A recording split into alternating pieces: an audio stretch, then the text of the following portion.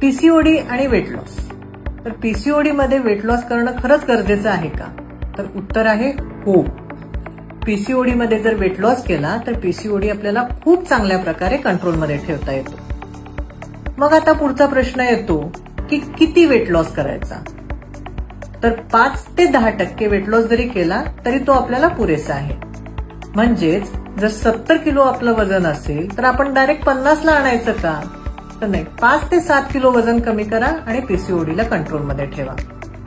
मग आता पुढचा प्रश्न येतो की कसा वेट लॉस करायचा? तर तो कसा? तर ह्याचा खूप सोपा फॉर्म्युला आहे. 80% डाएट आणि 20% एक्सरसाइज. म्हणजेच डाएटवर कंट्रोल ठेवा आणि वजन कमी करा. तर डाएट करायचं म्हणजे काय करायचं? तर एकतर डायटिशियनचा सल्ला घ्या और इंटरमिटंट फास्टिंगचा फॉर्म्युला तुम्ही वापरू शकता. असेच काही तुम्हाला प्रश्न असतील, पीसीओडी संदर्भात काही माहिती हवी असेल तर आम्हाला जरूर कॉन्टॅक्ट करा.